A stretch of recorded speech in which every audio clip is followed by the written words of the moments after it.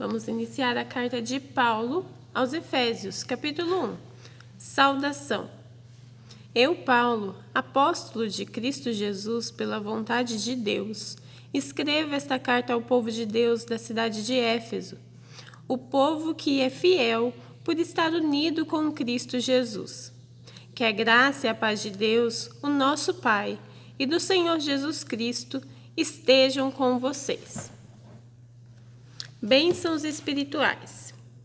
Agradecemos ao Deus e Pai do nosso Senhor Jesus Cristo, pois Ele nos tem abençoado por estarmos unidos com Cristo, dando-nos todos os dons espirituais do mundo celestial. Antes da criação do mundo, Deus já nos havia escolhido para sermos dele, por meio da nossa união com Cristo, a fim de pertencermos somente a Deus e nos apresentarmos diante dele sem culpa.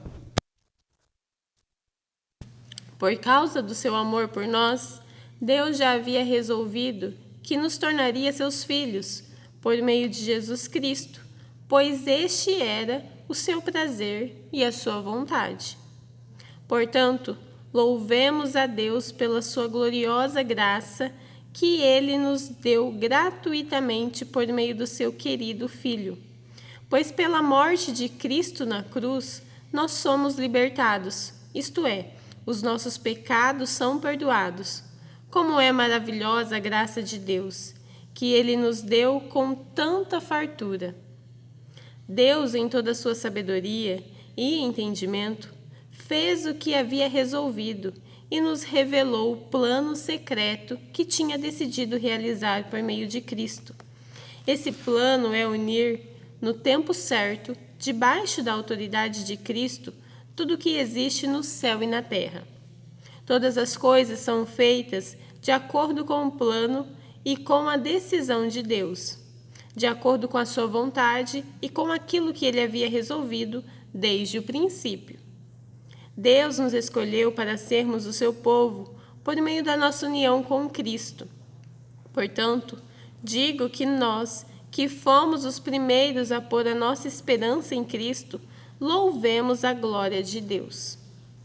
A mesma coisa aconteceu também com vocês, quando ouviram a verdadeira mensagem, a boa notícia que trouxe para vocês a salvação. Vocês creram em Cristo e Deus pôs em vocês a sua marca de proprietário, quando lhes deu o Espírito Santo, que ele havia prometido. O Espírito Santo é a garantia de que receberemos o que Deus prometeu ao seu povo. E isso nos dá a certeza de que Deus dará liberdade completa aos que são seus. Portanto, louvemos a sua glória. Oração de agradecimento. Por isso, desde que ouvi falar da fé que vocês têm no Senhor Jesus e do amor que vocês têm por todos os irmãos na fé, não paro de agradecer a Deus por causa de vocês. Eu sempre lembro de vocês nas minhas orações e peço ao Deus do nosso Senhor Jesus Cristo, o Pai glorioso, que dê a vocês o seu Espírito, o Espírito que nos tornará sábios e revelará Deus a vocês, para que assim vocês o reconheçam como devem conhecer. Vocês os conheçam como devem conhecer. Peço que Deus abra a mente de vocês para que vejam a luz dele e conheçam a esperança para a qual ele os chamou.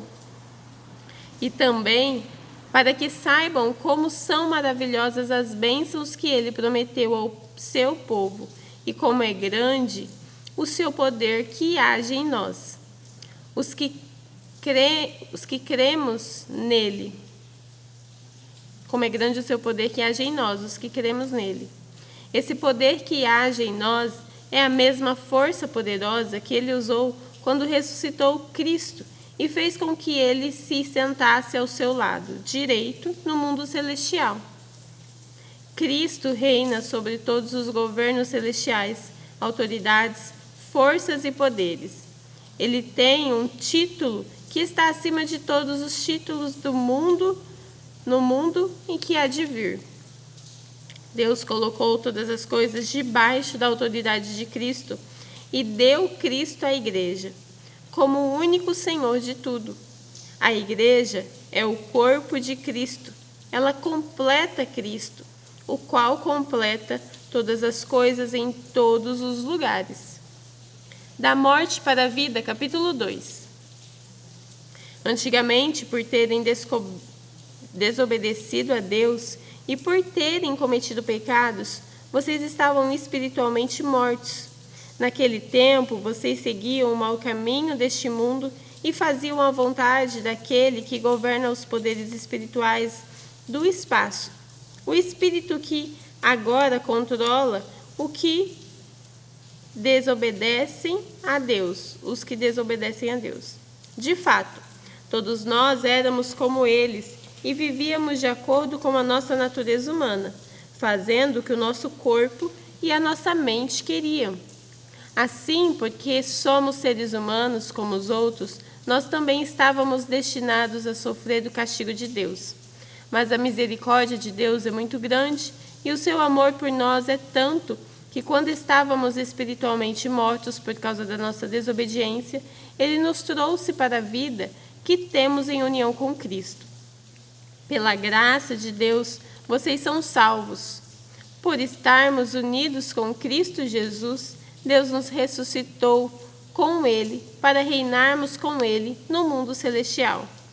Deus fez isso para mostrar em todos os tempos do futuro a imensa grandeza da sua graça, que é nossa por meio do amor que Ele nos mostrou por meio de Cristo Jesus. Pois pela graça de Deus vocês são salvos por meio da fé. Isso não vem de vocês, mas é um presente dado por Deus. A salvação não é resultado dos esforços de vocês, portanto, ninguém pode se orgulhar de tê-la, pois foi Deus quem nos fez o que somos agora. Em nossa união com Cristo Jesus, Ele nos criou para que fizéssemos as boas obras que Ele já havia preparado para nós. Unidos por meio de Cristo. Lembrem que vocês, os não-judeus, eram chamados de incircuncidados pelos judeus, que chamam a si mesmos de circuncidados, por praticar a circuncisão. Lembrem do que vocês eram no passado. Naquele tempo, vocês estavam separados de Cristo. Eram estrangeiros e não pertenciam ao povo escolhido de Deus. Não tinham parte nas suas alianças, que eram baseadas nas promessas de Deus para o seu povo. E neste mundo viviam sem esperança e sem Deus. Mas agora, unidos com Cristo Jesus, vocês que já estavam longe de Deus, foram trazidos para perto dele pela morte de Cristo na cruz. Pois foi Cristo quem nos trouxe a paz, tornando os judeus e os não-judeus um só povo. Por meio do sacrifício do seu corpo, ele derrubou o muro de inimizade que separava os judeus dos não-judeus. Ele acabou com a lei juntamente com os seus mandamentos e regulamentos. E dos dois povos formou um só povo, novo e unido com ele. Foi assim que ele trouxe a paz. Pela sua morte na cruz, Cristo destruiu a inimizade que havia entre os dois povos. Por meio da cruz, ele os uniu em um só corpo e os levou de volta para Deus. Assim, Cristo veio e anunciou a todos a boa notícia de paz, tanto a vocês, os não-judeus, que estavam longe de Deus, como aos judeus que estavam perto dele. É por meio de Cristo que todos nós, judeus e não-judeus, podemos ir pelo poder de um só Espírito até a presença de Deus, Pai. Portanto, vocês, os não-judeus, não são agora mais estrangeiros nem visitantes. Agora vocês são cidadãos que pertencem ao povo de Deus e são membros da família dele. Vocês são como um edifício que estão construídos sobre o alicerce que os apóstolos e os profetas colocaram. E a pedra fundamental desse edifício é o próprio Cristo Jesus. Ele mantém o edifício todo bem firme e faz com que cresça como um templo dedicado ao Senhor. Assim, vocês também, unidos com Cristo, estão sendo construídos junto com os outros, para se tornarem uma casa onde Deus vive por meio do seu Espírito. O trabalho de Paulo entre os não-judeus, capítulo 3. Por essa razão, eu oro a Deus, eu, Paulo, que estou preso por causa de Cristo Jesus, para o bem de vocês, os não-judeus. Com certeza, vocês já sabem que Deus, por causa da sua graça, me deu esse trabalho para o bem de vocês. Deus me revelou o seu plano secreto e fez com que eu o conhecesse. Eu escrevi isso em poucas palavras, e se vocês lerem o que escrevi, poderão saber como entendo o segredo de Cristo. No passado, esse segredo não foi contado aos seres humanos, mas agora, por meio do seu Espírito, Deus o revelou aos seus santos apóstolos e profetas. O segredo é este: por meio do Evangelho, os não-judeus participam com os judeus das bênçãos divinas. Eles são membros do mesmo corpo e participam da promessa que Deus fez por meio de Cristo Jesus. Graças ao dom que Deus, na sua bondade, me deu, e pela ação do seu poder, eu fui colocado como servo do Evangelho. Eu sou menos do que o menor de todos os que pertencem a Deus, mas mesmo assim Ele me deu este privilégio de anunciar aos não-judeus a boa notícia das imensas riquezas de Cristo. E também me deu o privilégio de fazer com que todos vejam como se realiza o plano secreto de Deus. Deus, que criou tudo, escondeu esse segredo durante os tempos passados. E por isso aconteceu, a fim de que agora, por meio da Igreja, as autoridades e os poderes angélicos do mundo celestial conheçam a sabedoria de Deus em todas as suas diferentes formas. Deus fez isso de acordo com o seu propósito eterno, que Ele realizou por meio de Cristo Jesus, nosso Senhor. Por estarmos unidos com Cristo, por meio da nossa fé nele, nós temos a coragem de nos apresentarmos na presença de Deus com toda a confiança. Portanto, eu lhes peço que não desanimem por causa dos meus sofrimentos por vocês, pois eles lhe trazem benefício. Oração em favor do povo de Deus. Por esse motivo, eu me ajoelho diante do Pai, de quem todas as famílias no céu e na terra recebem o seu verdadeiro nome. E peço a Deus que a riqueza da sua glória, Ele, por meio do seu Espírito, dê a vocês poder para que sejam espiritualmente fortes. Peço também que, por meio da fé, Cristo viva no coração de vocês.